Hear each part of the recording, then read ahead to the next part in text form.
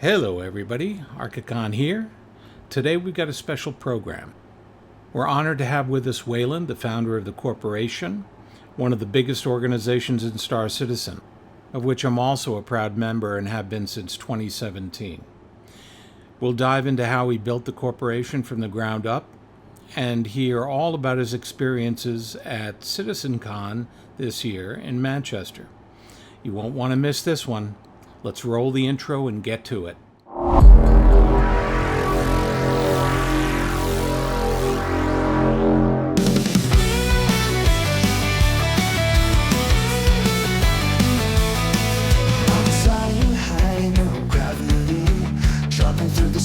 I'm breaking free.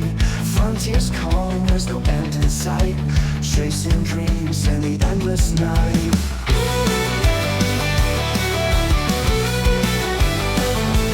Vertical, I'm spinning in the black. Lost in space, but there's no turning back. Hear the engines roar, feel the stars ignite. In this endless fight, we rise tonight.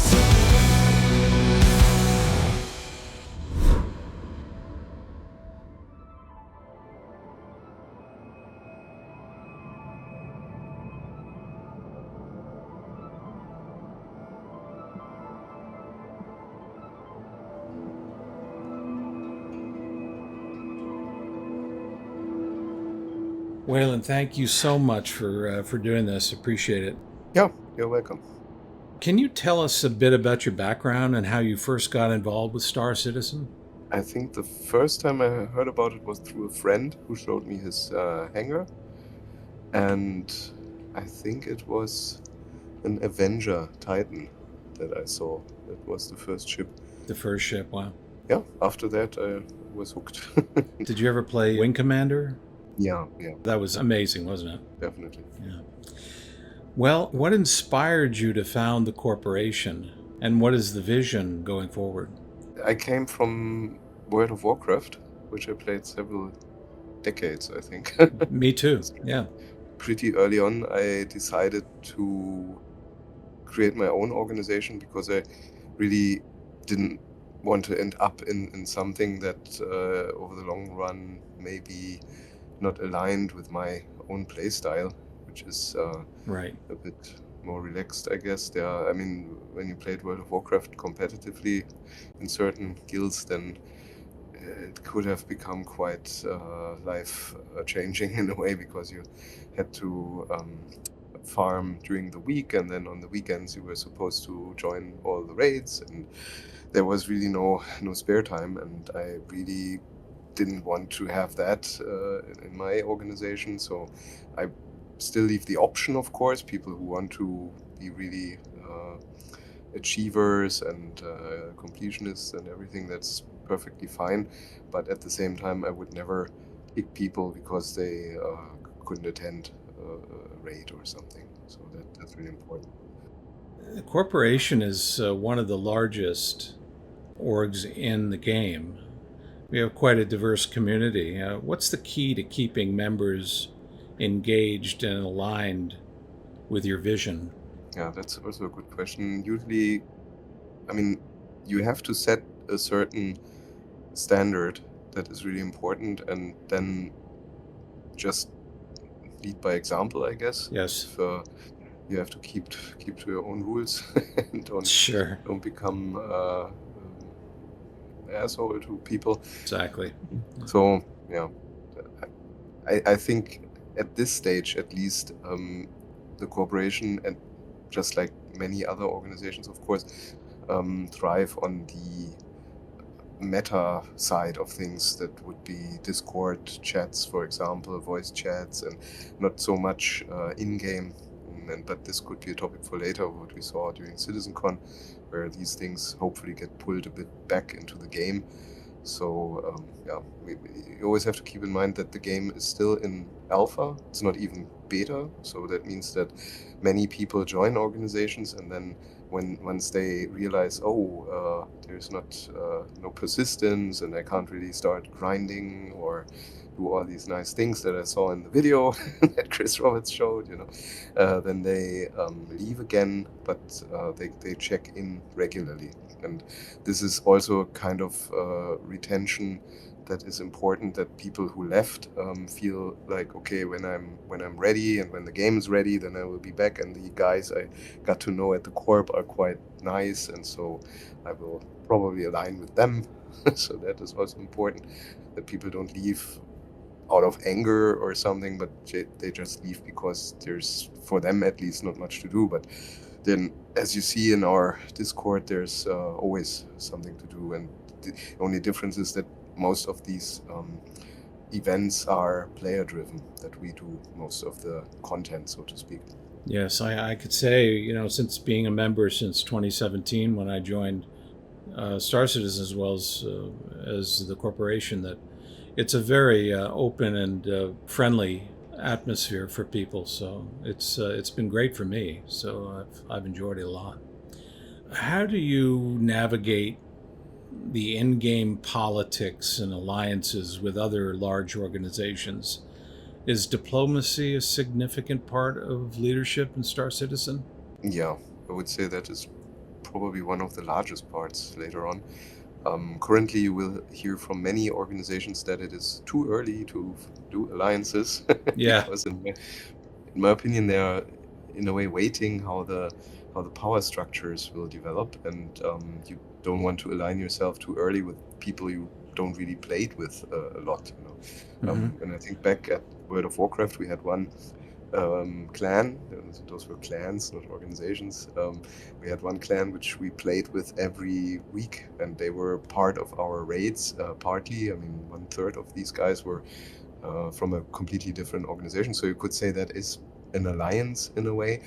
But the important part was that we knew these guys through playing with them every day, and that is an organic way to form alliances, I guess. And in the long run, there will be formal alliances, I guess.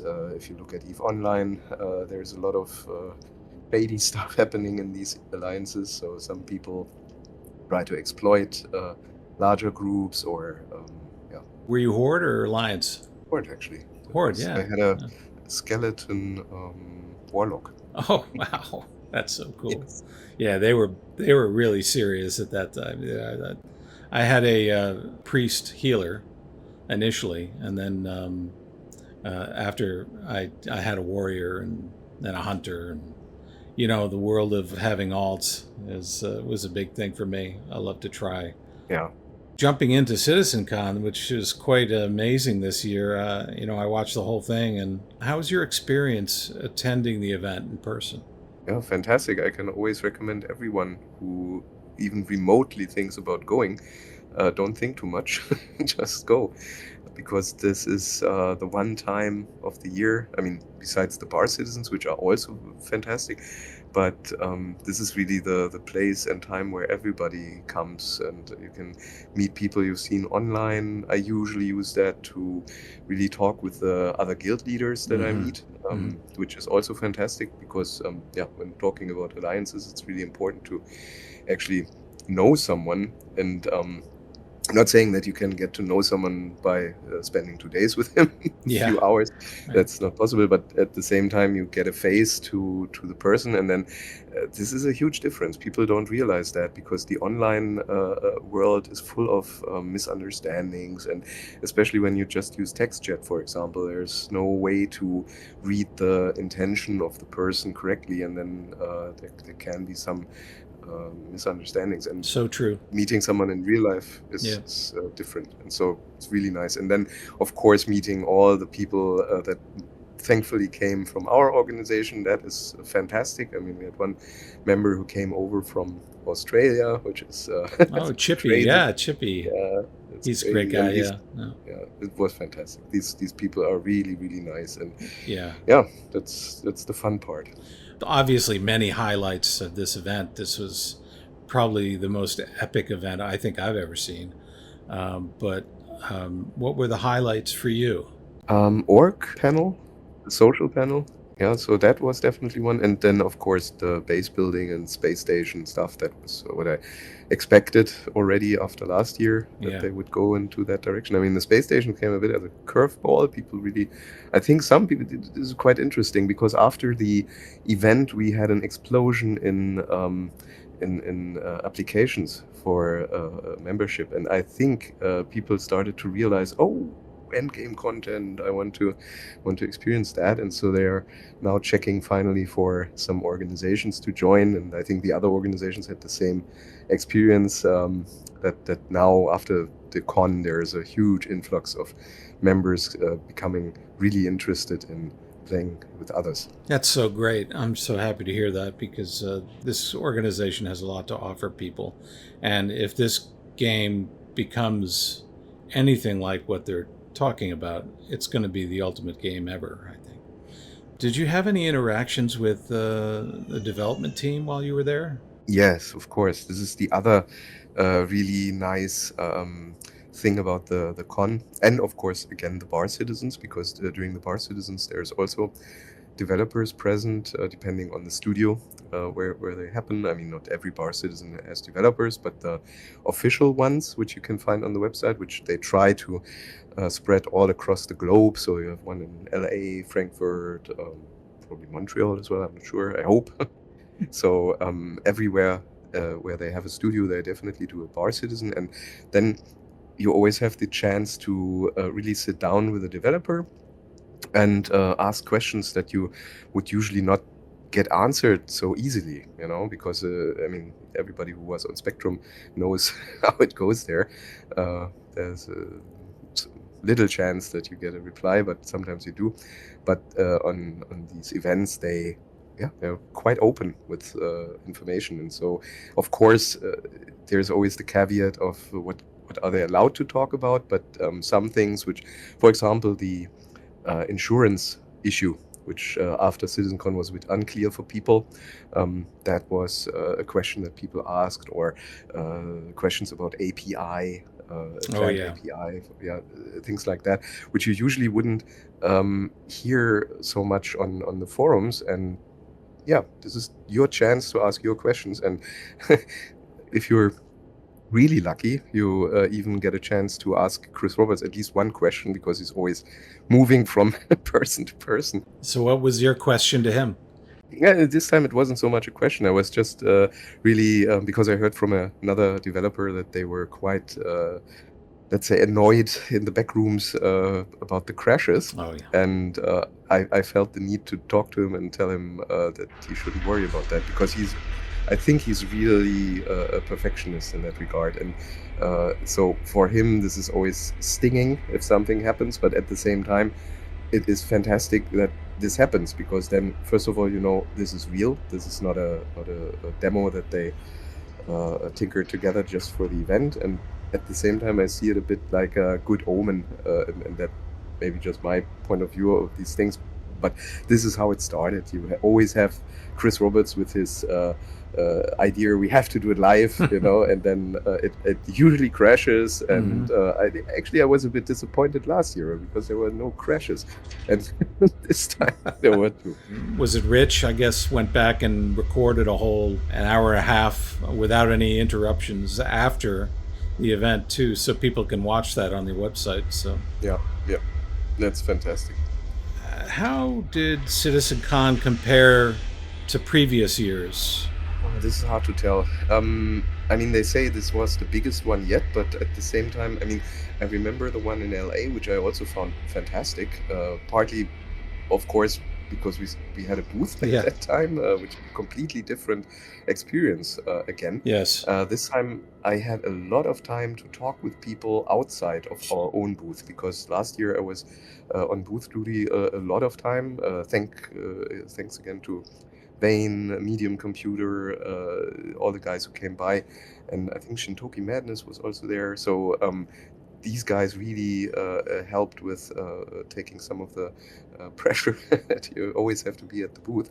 But at the same time, yeah, it's a nice experience to have people come to you and then ask about the organization. And I think this year the organizations really outdid themselves again with really nice booths. I took some videos. I hopefully can upload them by the end of the week, so you get a bit of a better impression, because CIG usually also drifts by these booths. They do small interviews, but only a few seconds usually, and I think it's nice to just hear a bit more about the organizations from the people who attend the booth. And yeah, Exactly. there's also giveaways that they handed out. We had some guerrilla marketing this year because we couldn't do it at the booth, so we did it with yeah, little um, business cards that we handed out as corporation.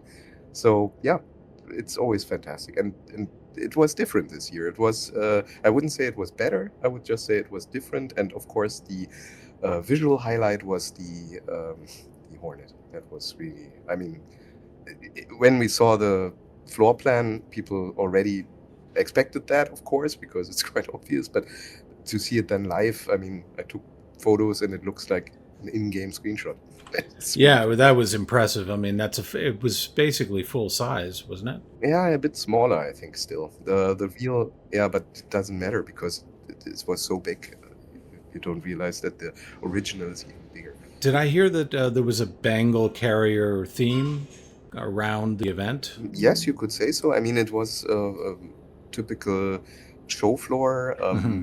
You had several rooms, which you also can see on the event map, and the room where the Hornet was stationed, you had different resting areas where people could sit on the couch and just talk, which is also very nice because we used one of these couches as retreat point, so to speak, to just meet people who got lost in the event, because you usually can lose track quite quickly. I think it was 4,000, 5,000 people there, and then you could just say, here we meet at this spot every time someone gets lost, and then people could go there and meet up again. And it was really nice. And some people who would usually not really have the courage to meet other people, they also did it, and I'm really, really happy that they did.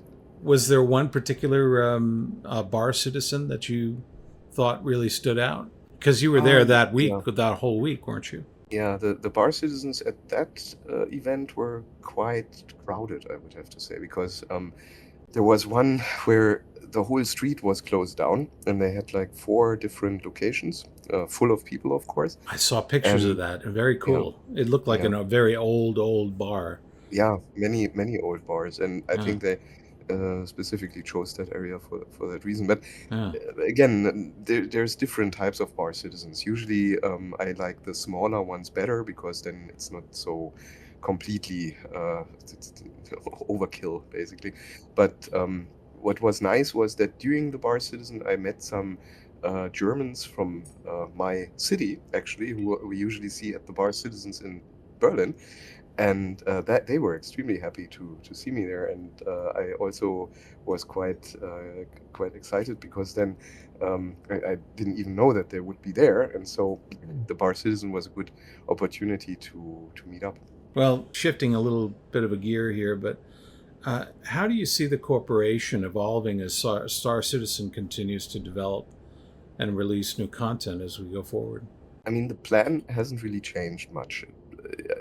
Right in the beginning, I was already aware that this will be a game where you need great numbers to do the Exactly. more exciting stuff. Let's Yep. say. I mean, the game itself will be exciting if you're a single player family with your 2 kids, or this is also what I didn't understood when they were complaining on Spectrum about the end game, when they said, "Oh, CRG forgot about the single player experience."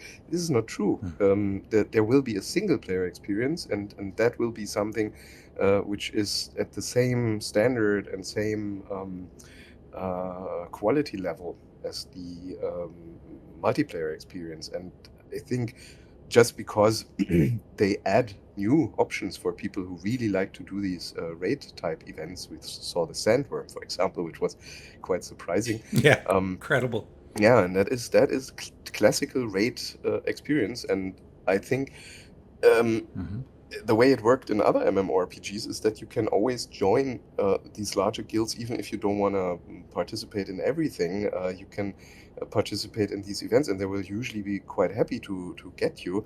Um, I mean, there will be some events where you need a certain degree of training and proficiency in what you're doing, because otherwise you may jeopardize the whole group. This is usually how it works, and I think CIG will also have these types of events where it's not just fire away all the time, but you need to be a bit more strategic about things. And I really like that they take all these things into account when creating their game world. And yeah, so the direction the org will go is, in my opinion, we will focus on yeah, what the corporation does. We will try to get resources, money, Yep. a lot of money, and then build stuff all over the place, and hopefully have nice encounters besides the bad ones. Yeah. So, Yeah. this is always the problem, of course. When you're a bit larger, then you will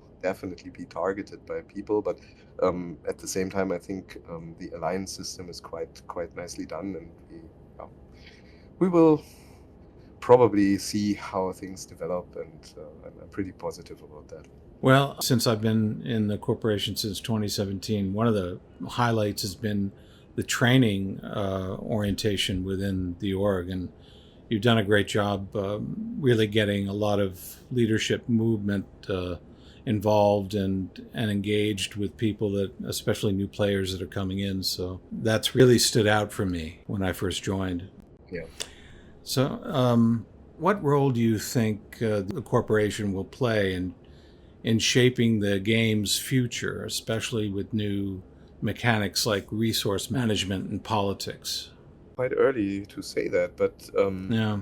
from what we saw, I would say I mean, this is highly speculative, of course, so Of course. take with a grain of salt. But I think there will be game loops for organizations that allow for exploitation of resources in certain areas.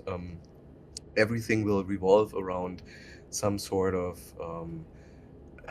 progression inside the org, that you have more blueprints, for example. These will be quite important because they allow you to build certain things that other organizations may not have easy access to. Yeah, using these resources effectively, that will be the challenge, I guess, and making sure that it is sustainable. Because as I mentioned a few minutes ago, there will be people also inside the organizations who try to work against the greater good, so to speak.